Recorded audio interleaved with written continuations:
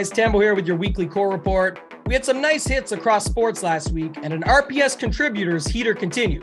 Let's get to the winners. We kick things off with NHL, where our content has been producing some big winners, including our own Jared Kimball, who shipped a seat to the Draftkings NHL Live Final. Wire Rich also hit an NHL recently for over $9K. At Rum Pure Sports, our talent roster is loaded with winners.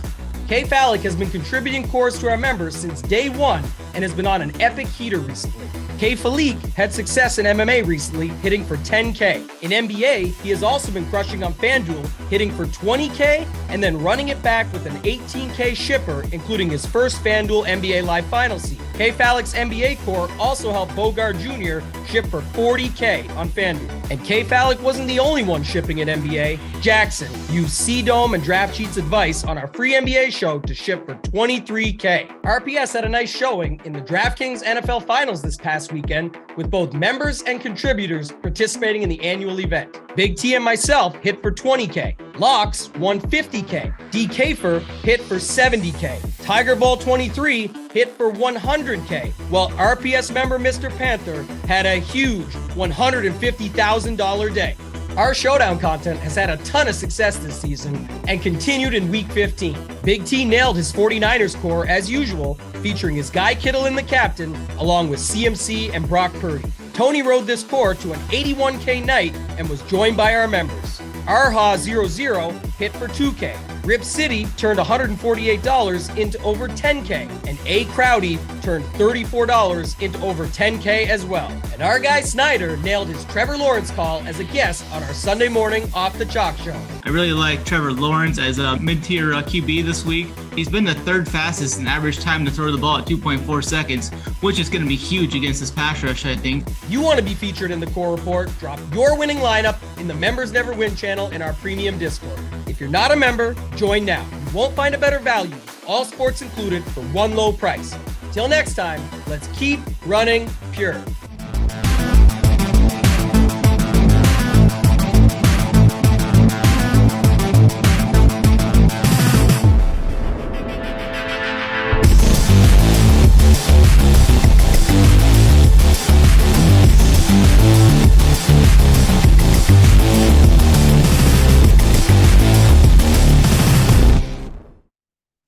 Ho, ho, ho. It's almost Christmas. I hope everybody's having a wonderful time. We got Hoop in the P hat. Nobody knows what it means. I think it's for Punane. And then Mangone with a backwards hat today. It's wonderful to see you both. I have dyed my hair once again with some water. That's why it looks dark. Yeah, I haven't put the real shit in there. What's up, everybody? I hope you're having a great week. It's been kind of a weird week, guys. People going on vacation, people quiet, kids are gone.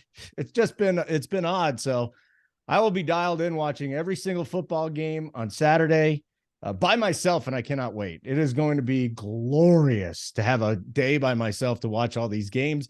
Hoop, the first thing you said to me, that I don't remember what the first thing was, but right after that, you're like, hey, this is pretty straightforward slate this week in cash. Yeah, this is the cash show. For cash games, it really is. I mean, we'll break it down, but there's very clear path, and I think you just kind of hope your opponents choose to maybe get cute or something this week, because I think it's very clear. But yeah, I'm with you. Looking forward to it. Does feel weird, with the the full NFL slate tomorrow, which we will have our full complement of shows starting tomorrow morning, and we'll roll all the way through lock, and then I believe Mangone and JSU will also have a show or video for the Sunday 3-game slate on Christmas Day, and then we have our full NBA slate, which is always big on Christmas Day. I mean, NBA's got to be pissed though with the NFL rolling in and say, yeah, you know what, we're going to roll games all day long. It's always been the NBA day, so NFL is kind of flexing a little bit on the NBA, which is somewhat interesting. But yeah, it's holidays are here. It's fun time, and then we got full slates here, which are going to be a lot of fun with massive prize pools. Well, I know Mangone will be watching the NBA. He'll be doing the cash show. He'll be watching the NBA. You're not watching any football Saturday, are you? Well, I am. I'm a Packers fan, and I always like watching the Dolphins. So that's first Sunday, game, isn't Sunday. it? Yeah, Sunday. Yeah, so you got tomorrow. Hold on. There's no NBA tomorrow. Yeah. Oh, yeah.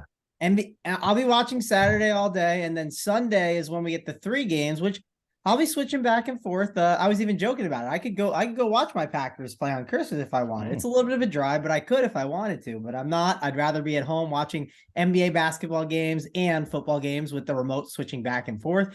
So yeah, it should be a lot of fun to watch all those games. I'll be doing a show pretty early in the morning, breaking down both with JSU. So we'll be doing that. And yeah, we got football tomorrow, which is going to be a blast. Can't wait to watch those games tomorrow. It's going to be interesting with all the weather too. That's obviously another interesting point where it's going to be freezing everywhere. So lot to talk about here today.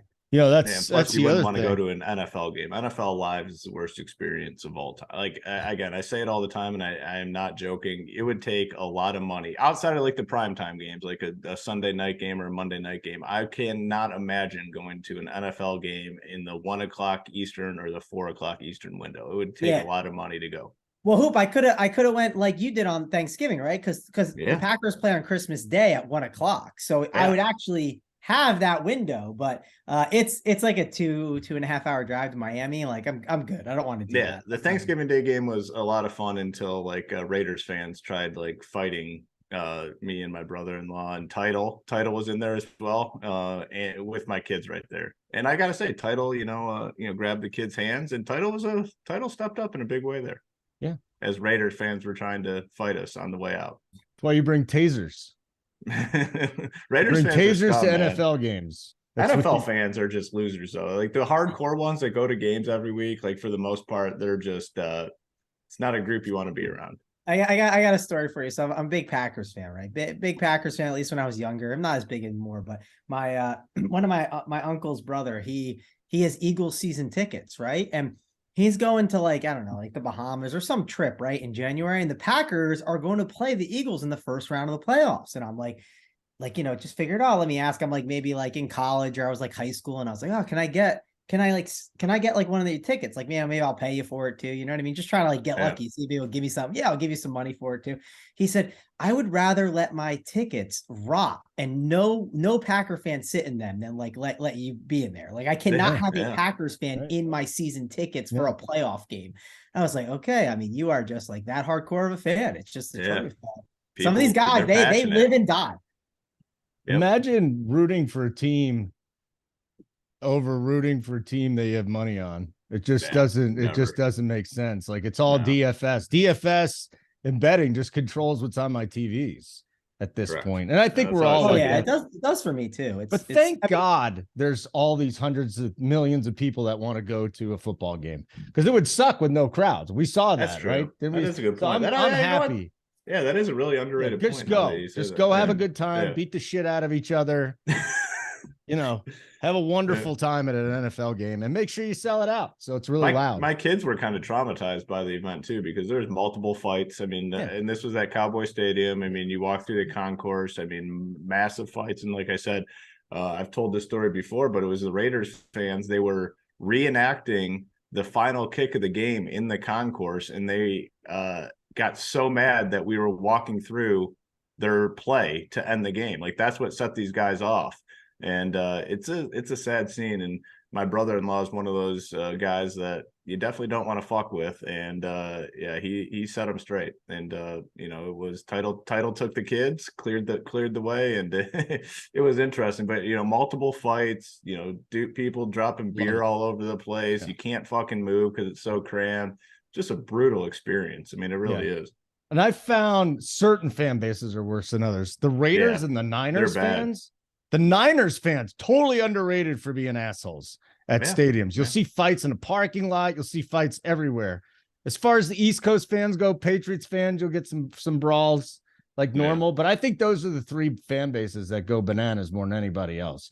Eagles fans get pretty passionate. That's what I was going to say. I went to the last football game I went to was the Monday Night Massacre in Washington, D.C. when Vic threw for like 600 yards on Monday Night Football and Albert Hainsworth did the worm on the field. And there were just fights everywhere, just everywhere. So don't go to an NFL game. Actually go to an NFL game. So there's some ambiance, but everybody else do this. Am I allowed to read someone that was unhappy? We always do members never win. I don't want to get in trouble though. Can I read what this jabroni had to say? I know We're what fully you're doing. transparent here, you know. I know what you're gonna transparency. read, so go ahead. Do you know what I'm gonna read? I think it's the same tweet I saw last night. Is it that one? No, it's not a tweet. It's in Oh, the maybe not Discord. that one. This is from Let It Rain. Okay. Just spitting facts. I've been a member for 3 months. I joined because I wanted to win, but I've only lost since I joined. I was doing way, all caps, way better without these guys' picks. It's been real, y'all. These guys suck. Of course they win every once in a while because they max out every tournament. The content is funny, but ass. I've also followed coordinators. They play 100%. Fuck these guys. I haven't played a core from one of y'all and have maxed out lineups. Y'all suck. Frauds. So he doesn't like the content, but he's not using the content to build his own Correct. teams. Correct. That is my He favorite doesn't part like about it, but this. he's not using it. That is hilarious. Members never win. So, you know, we only had the 2 milli makers a couple weeks ago. Jabronis like myself even win money. It's absolutely amazing. So here we go. What's his name again? Let It Rain. We're going to come up with a special promotion for you, Let It Rain. 25% off your monthly subscription. Ho, ho, ho, 25. Ho, ho, ho, 25. 25% off your monthly subscription. No SaberSim. But I'll say what Tony and I say all the time. You can't just take the cores, put them in an optimizer, and think you're going to win all the time. It's just not. You got to put a little bit of work in. A little bit of work. Now, you know, you want to spend an hour on your DFS lineup? Fine. How much time, seriously, guys, do you spend on DFS prepping for NFL? I need to know. Not just the shows. Like, what? It varies. I mean, you just got to get in the process and figure out like kind of what works best for you. I mean, you look at Big T on multiple. I mean, obviously he's been super successful, but there's some slates where he'll pull it up an hour before and able to identify the winners. Sport to sport. I mean, for me, I definitely spend, I'd say, less time than most on my lineups. But you know, it just varies sport to sport, slate to slate. If you have it depends on the person. Also, like Hoop and Big T are probably not the best examples to compare to someone who maybe picked up DFS in 2021 or 2020. Because it's one of those things like you've put time in. Like we understand how to do some stuff like a little faster. Like some people ask me, oh, how long do I take a lot less time on NBA than I used to? That's because I've put a lot of time and work in and understand things more than I used to in the past. So I think my biggest advice normally is, one, you have to figure out who you are, like as a player, like what works best for you, which isn't easy to figure out at first. Maybe it's being MMA, maybe it's more single entry. Typically people want to decide that based on the results, right? Well, I hit this big, so this is the type of player I am. You got to figure out what kind of player you are. You have to dive into the content and you got to keep grinding, man. Like it's one of those things where like you are going to have bad stretches for sure, but when it's going bad, are you just going to keep doing the same thing? You're going to try and figure out what's wrong. Is there anything wrong? It's tough. And honestly, if you play DFS for a year, and I think if you're like pretty good at it, you're going to have stretches where you're like, man, I suck and I can't get anything right. Like it's just the truth. Like, I mean, I had a great start to the NBA year. And like, I don't know, these past couple of weeks haven't been great for me. I mean, I haven't had like anything huge or anything like that, but you're just not going to. Like, there's going to be ups and downs. And, you know, there's going to be times where you're battling. You're just like, hey, even get my money back tonight in tournaments was a good thing. Just trying to weather the storm to get to the next hit. So, I don't know. I think you really have to want to dive in and, you know, be all in on DFS and really want to learn and keep trying to learn. Because the second you think you know it all, you're not going to keep getting better. You're just going to get lost. Okay. Well, that's our spiel before the show starts. So that's great. What's his name again? Let It Rain. Just spitting facts. This is what he was doing.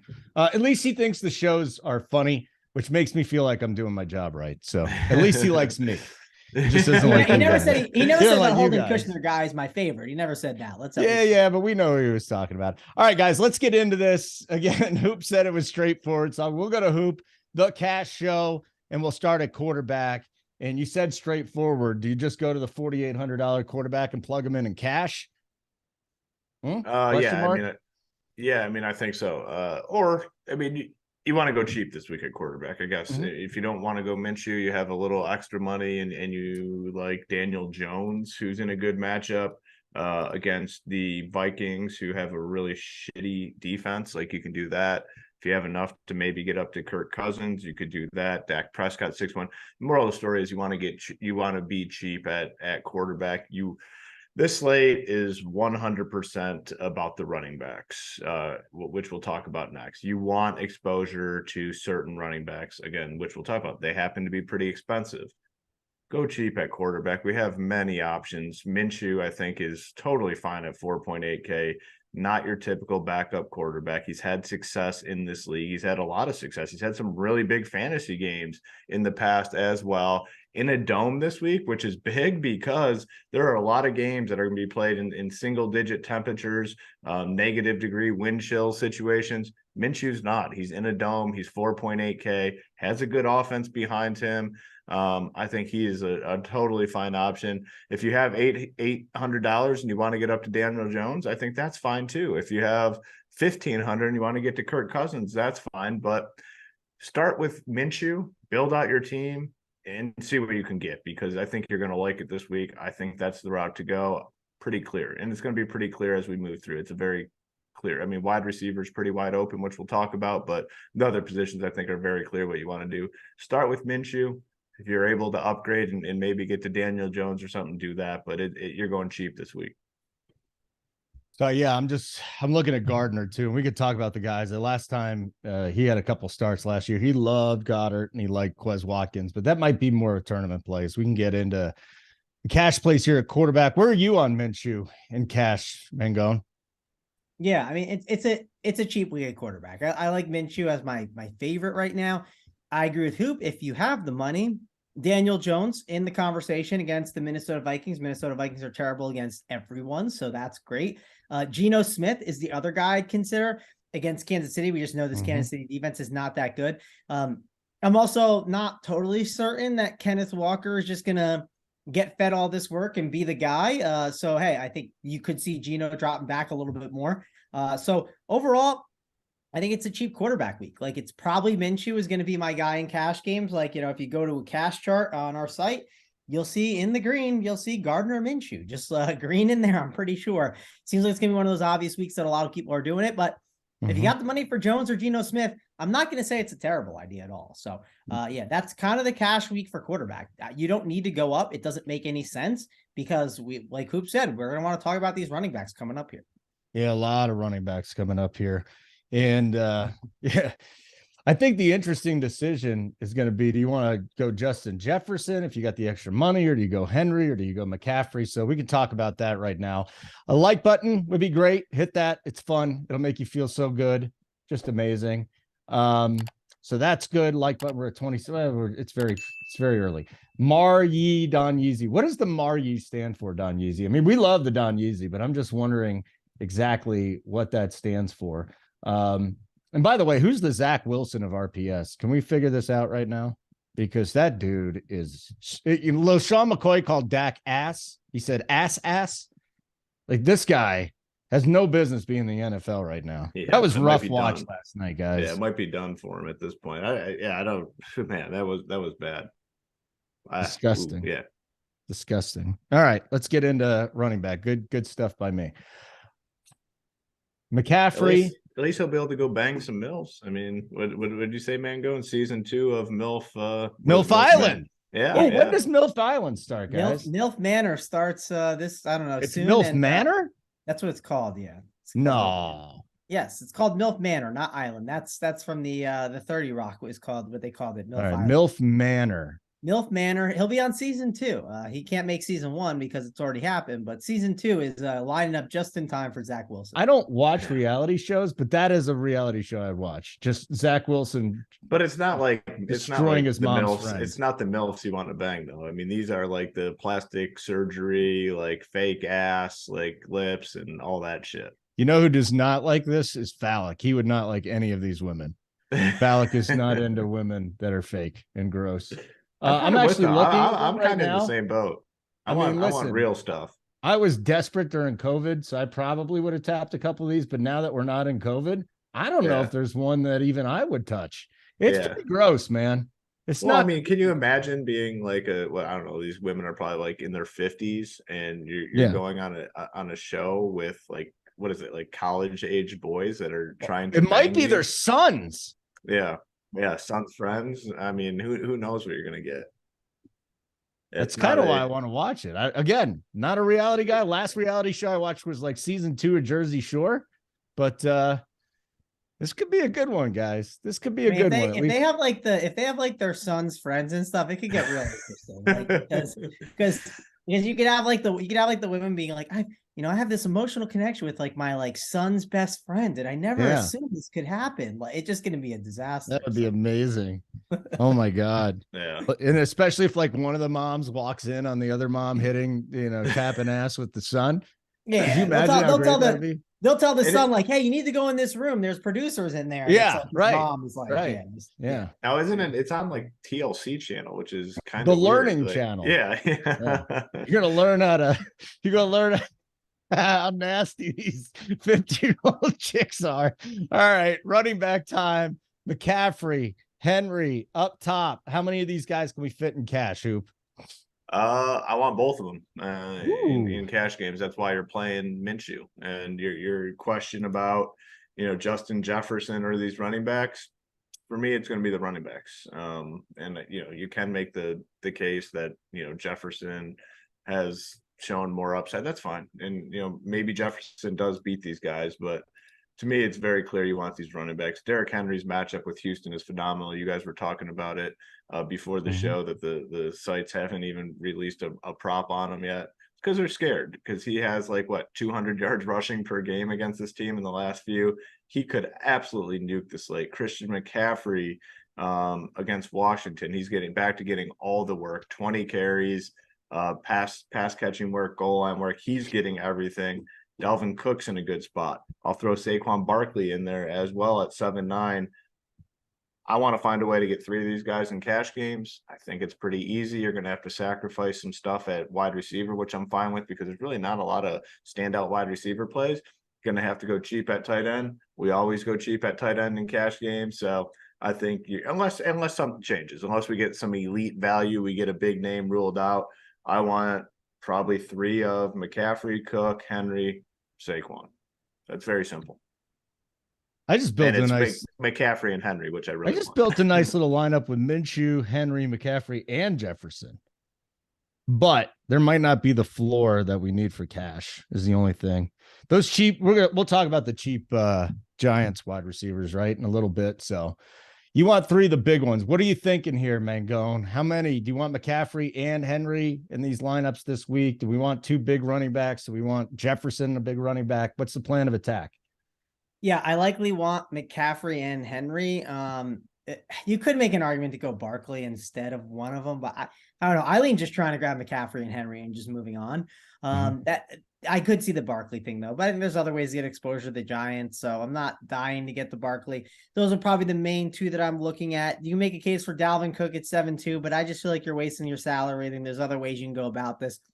Tony Pollard at 7K against the Eagles. We know the Eagles are a team you can run on. You do have to play a little bit of roulette, though, of who's the guy that's going to get the touchdown on the Cowboys. But this game is in a dome. It's going to be a good one, higher total. So Pollard's in the conversation at 7K. We should talk about Alvin Kamara. Yeah, we played Alvin Kamara last week, and it wasn't fun, but he did get 21 rush attempts, right? I mean, the guy did get volume. 21 rush attempts. He can't get more than 2 yards per run. It's wild. But now he's playing Cleveland, which I agree. I'm with you. I agree with everything you're It's saying. tough to watch. He can't get past the line of scrimmage without getting hit. Yeah, it's been brutal, but it's the Browns, so that's why it's this is the worst part about it. It's last week it was felt like it was my last time maybe diving in if it didn't work out, and here we are again because it's Cleveland. It's the best spot. It's just they can't stop a run, so. He's in the conversation. So I'm considering him. We'll see if he ends up making it there. You can always make a case for these volume guys, like a David Montgomery. We know the volume he can see. He's going to be more of a trailing script, though. Not as excited about him. I do know I kind of heard some stuff. Miles Sanders. He's a guy that I can't play in cash games, right? But if you're playing tournaments, feel free to go back. I think it's not a bad spot for him against the Cowboys. I think you can take a chance on that. So, but cash games, it's too risky. Let's at least call that out. Because I know sometimes Mangone, is Dobbins too risky? I mean, the guy's 13, 15 carries, 17, 21 DK points. He's 5.8K. I mean, my issue with Dobbins is like the attempts are there, but like he's like just chunk yardaging these guys, right? Like he's getting some huge runs. Do you expect that against Atlanta? Especially like they're like more of like a pass funnel at times. That's one of the concerns I have. So like Dobbins is fine, but he's not someone I'm prioritizing. It's more like a last guy in, and I might even like Pacheco more than him. Now I know McKinnon has gotten a lot more opportunities, but Seattle, we can gash on the ground, right? Isaiah Pacheco has had 15, 13, 14, kind of similar to Dobbins' attempts, but you also get an opportunity against Seattle. You have a team that they know how to score a ton of touchdowns, right? The touchdown equity is better for Pacheco than it is Dobbins, in my opinion. I'd be curious what Vegas has on those lines. Maybe it is Dobbins is a little better just because Pacheco plays with Pat Mahomes and Kelsey and all these other guys. Could be the case, but I lean Pacheco over Dobbins if I had to pick. If we keep going down the list, Detroit's been a lot better against the run, so like it's tough to play like Foreman and some of these other guys. I know Tyler Algier, he's been getting a lot more running work and volume, but I just can't stomach it. And it doesn't seem like a week to go down here and like gamble with these cheap guys as much. It seems like a week to live up in this top end range and then maybe grab one of these like more mid-tier-ish options and then kind of move on. That's kind of my thought process. Okay, chat's going crazy today. What's up, chat? Thumbs up. They're talking about the cold. They're talking about a whole bunch of stuff. They love Miles Sanders.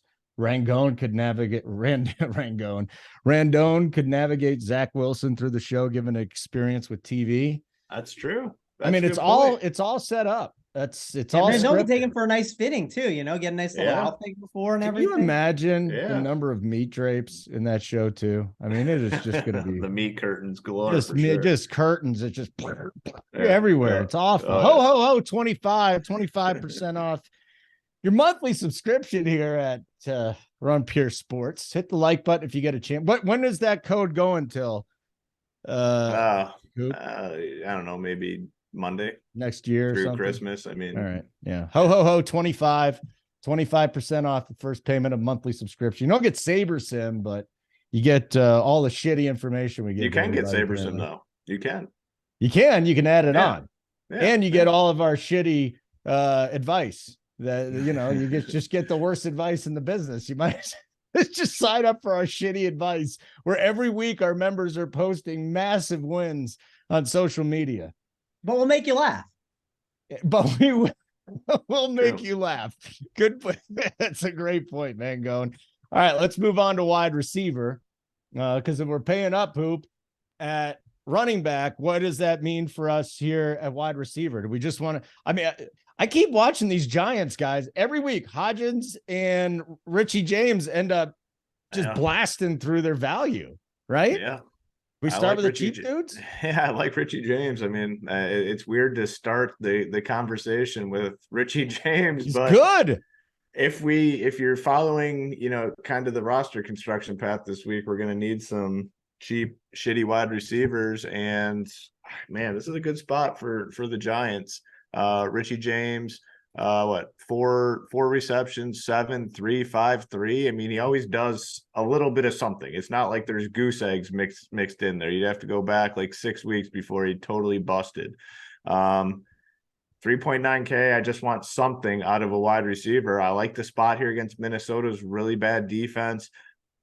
Maybe they have to push the pace a little bit, the Giants, because the Vikings offense can be productive. So I am fine with Richie James at 3.9K. I think he's a totally adequate option. Another cheap guy, DJ Moore. The Lions run defense has been phenomenal the last 5 or 6 weeks. Maybe teams start to realize that and pass a little bit more. DJ Moore is only 5.5K. He's a guy on my radar. Terry McLaurin, not the best matchup against San Francisco, but 6.2K. I'm interested there. Adam Thielen, 5.3K. Again, these aren't sexy plays, guys. I mean, what we're trying to do this week is get those running backs, those high-end running backs. In order to do that, you're going to have to take some shots here at wide receiver. I think it's the best route to go, to be honest. So a guy like Thielen is in the conversation a little bit. Nelson Aguilar is 3.3K. Again, not a sexy play, but he did get 6 targets last week. Yeah, 6 targets.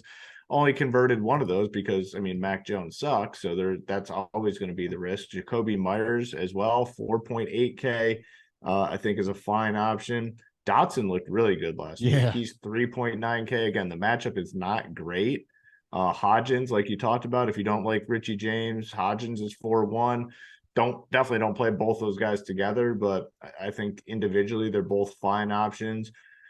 Now, if you can somehow, get up a little higher, DK Metcalf without Tyler Lockett, 7.1K. Marquise Goodwin is 4.3K. I just don't, especially for me personally, I don't think the best route is to get up into this range. I just don't think I'm going to be able to do so, unless some sort of ridiculous value opens up at wide receiver that you just have to play. But I'm just going to play 3 most likely uncomfortable guys at wide receiver. Hope Derrick Henry, Christian McCaffrey, get 30 each, which I think is very viable. I'm just looking for any other names here that I might play. It's probably about it. Juju is 5'8". I'd be fine playing him as well. So it's not going to be a comfortable trio at wide receiver this week if you're kind of following what I think is the best route for cash game.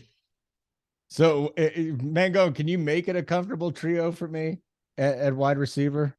Listen, I feel super comfortable with James or Hodgins. I like both those guys this week, but James and Hodgins, no. I like James a lot. I think he's definitely the guy this week. I think I like Hodgins more, but I'm not like married to it, right? It's like if I'm forced to. He's seen a lot more red zone targets, I think is why I've kind of leaned that, but I'm not married to it. So I think that you look at him though too. You talk about just doing something, 4, 4, 5, 3, 3 in terms of receptions the last 5 weeks. Like he's doing something every week. Now these guys have like their best matchup. Yeah, and he even lets them know. He tells them they're too small when he scores. So I'm in on that. But we'll start at the top with, I think DK Metcalf's like the top for me. I don't see myself going all the way up to some of these other guys. It just seems difficult to, kind of like Hoop talked about. But even the DK Metcalf thing will not be easy with the kind of setup that we're discussing. 7.1K for DK Metcalf. Don't mind it. Brandon Ayuk, his role's not terrible, but do I want to spend 6.3? If I landed last guy in, I guess I'd consider it like kind of like that McLaurin range, like Hoop is talking about. If you fell on this range, it's probably better to go Juju at 5'8". 5'8" could be an interesting tag for him, I think. In a matchup where he's been getting a lot of targets. He gets Seattle, who we know they can't cover anything. Last 2 weeks, 11 targets, 10 targets. It does seem like it's condensed on him a bit more. So willing to go to Juju. DJ Moore's a great play at 5'5". I agree with the points that Hoop said, but the other thing to mention is he now has Sam Darnold, right? And Sam Darnold and him have a connection. They've been playing well together. So I really like the DJ Moore call. Definitely think he's going to be a very good cash game option to get onto your teams. Don't mind Adam Thielen, but man, I'd rather go like Juju or Moore. I feel very confident in trying to get to those guys instead if I can. I wouldn't hate going Slayton just because of his like big play ability. And the Vikings, they play man coverage. And because of that, you could just see Slayton pop for a big game against the Vikings. It wouldn't shock me at all. So if I had that extra money, I wouldn't hate getting up to someone like him. I'm not gambling on the Gabe Davis and some of these other guys in this range. Doesn't seem worth it.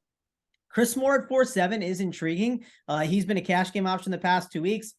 11 targets, 8 targets. He's got the questionable tag. We'll see how he is for this game, but it is a fun old defense against the Titans. So I don't want to ignore Chris Moore. I think he has to be in the conversation this week. We should talk about Marquise Goodwin because there's going to be no Tyler Lockett. He's questionable, but if he is the guy, right? And if he's not the guy, then there's a 3K receiver that we're going to have to consider as WR2, or then highly consider DK Metcalf or some of these tight end options on the Seattle Seahawks. So Marquise Goodwin's status is important. And if he does play, I think he's actually a good play to go to. He's on track. Giants and Hodgins and them. The news just came out. The story is he's on track to play. Okay. Goodwin. Yeah. I think we have to like him then. I think I love him. Yeah, he's in the conversation for me this week. Likely gonna have a trailing script, which is encouraging. Demarcus Robinson's not the worst idea. If you look, we'll go through the last 5 weeks. 9 targets, 4, 8, 6, 6. And these couple were with Huntley. Like, I think Robinson's not the craziest idea at that 4K tag against an Atlanta defense that we've targeted them in the secondary. So there are a lot more cheap options that we can consider right now that we haven't been able to in the past. So there's one more receiver I wanted to discuss. Oh, yeah, I saw someone in the chat brought it up, and it's a good point. What about Rashid Shaheed? They have no Chris Olave. Is that enticing at all at 3-5? I don't know what the weather is exactly. It's Cleveland. It's horrible. Like it's the worst weather game of the week. Is it that bad? Okay. But I'd play him. If it came down to not getting those running backs or playing Shaheed, I'd play Shaheed to get those running backs. It's just the WR1 that's been popping off for like 3-5. Now, how he's popped off more because of the big plays, and with the win, that could be more of an issue. But it is worth a mention. I thought someone bringing that up in the chat wasn't a terrible idea. And it depends. I mean, I look at weather typically like the night before. I don't really like to look at it that soon out because sometimes it can change and flip. But yeah, there's a lot of cheap receivers to like this week for sure. All right, gentleman. We got 2 more positions. Actually, we're not even going to mess with defense. So Mangone always gets tight end first. And Dallas Goedert's back. Again, if you just go back, he's the favorite target of Gardner Minshew when he had those 2 starts. So you got that. You know what, Mangone? At 3-5, Chig Okongwu, is he kind of out since Burks is back? Treylon Burks? I wouldn't say he's out just because I think they're still going to use him. I think the reason to be more concerned is the quarterback is Malik Willis. Like, that's the concern.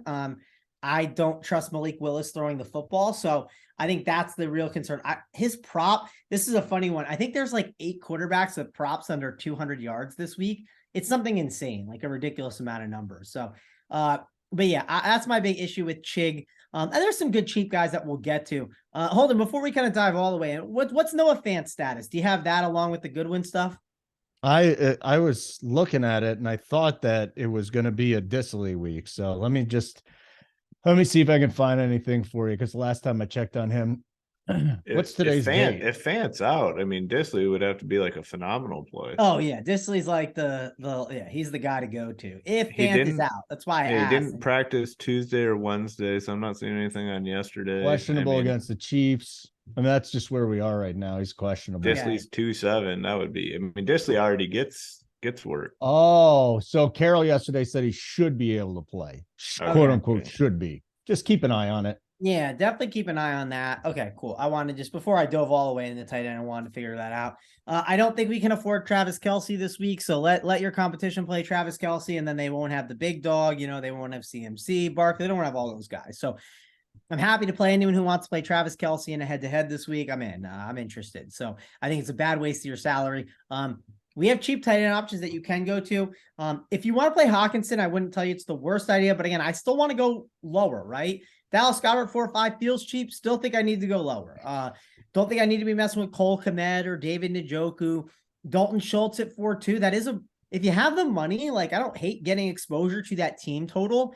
That's where I kind of sort of start getting a little interested, but I want to keep going down and kind of keep getting cheaper here. And I want to look at these like 3K range guys. And that's kind of where I want to take some gambles. Like, maybe I get exposure to the Giants through Daniel Bellinger. I know Daniel Bellinger seen a decent amount of targets. He does get red zone looks as well. It's not pretty, but it's 3-3, right? You're doing it because of what it can do for your full lineup. Maybe it gets you a DJ Moore and like a Juju Smith-Schuster on your teams. I think that you can make a case for a Hunter Henry at 3-2. It's just a cheap tag for someone like him in this spot. And I'm not scared of that Cincinnati defense. So you can make a case for that. Will Disley at 2-7. If he's going to be, the guy, then I'd obviously want to go to him, no doubt. But let's say Will Disley is not the guy and it's Noah Fant. Noah Fant at 3-4. He is banged up, but I might just take the chance at 3-4 and just hope for the best, because Noah Fant has been pretty solid overall this season. We saw, yes, got that 0 in there, but other than that, if you look at I think since week 9, he's had 6.4 or more, and it just depends if he falls in the end zone for most of these games. And it's a spot where you can definitely fall in the end zone against the Chiefs. Obviously, they're going to be trailing most of the game as well. No Tyler Lockett. It just seems like a no-brainer to really target whichever Seattle Seahawks tight end is the starting tight end this week. Hoop, what do you think about targeting Jordan Akins at 2.9K? Yeah, I'd play him. I mean, I'm you guys know, I mean, it's very clear that the route I think is optimal in cash games. I'll play any of these guys at tight end. If I can get Schultz, I think that's where I'd want to go at 4.2K. If I can't get him, I'd be fine coming down to Noah Fant, Akins, Bellinger. If I can get Hawkinson, great. I just don't think I can get to Hawkinson. So, I mean, my priority, the guy I want to play is Schultz at 4.2K. If I can't play him, I'm fine dropping down as cheap. Again, I'm fine dropping down as cheap as I need to go in order to get those running backs. So if that's Akins, great. If it's, I don't know, Will Dissly, sure, I'll play him. I'm playing anyone I can to make it work to get those running backs this week. I'm fine with that Bellinger call at 3.3. I'd be fine going back to Chig too. I mean, he's been good. There's no way they just like pull the rug out from underneath because Burks is back. Well, what do you think of Malik Willis throwing the football? That's the problem. Oh yeah, that's not great. I mean, that's definitely a downgrade for sure. I mean, there's no doubt about that. Is Tannehill for sure out? Yeah, he's out. He's out. Mhm. He's out. Okay, yeah. It's really tough to it's really tough to click that when you know who that what Malik Willis is. Gosh, man, how can you be like a quarterback in the NFL and not be able to pass at all? It's pretty incredible. Yeah, and maybe it is, Akins or someone. I don't give a shit. I mean, I'm going, again, as cheap as I need to go in order to get those running backs. I mean, I just think it's the best route for sure this week. So ideally, you get Schultz. If you can get Schultz, and I do think, now looking at this, maybe we make even more sacrifices at wide receiver to get a guy like Schultz, because I actually do like him, and I think the price is fair at 4.2. Yeah, I think it depends. And it works. And it works well if you're playing Minshew too. If you're playing Minshew, you get a little natural correlation in there. Yeah, I think it depends on the 2v2. I'd have to genuinely know what the drop off of your receiver that you're picking is, because if the drop off is Richie James all the way to one of these 3K punts, it's a nobody.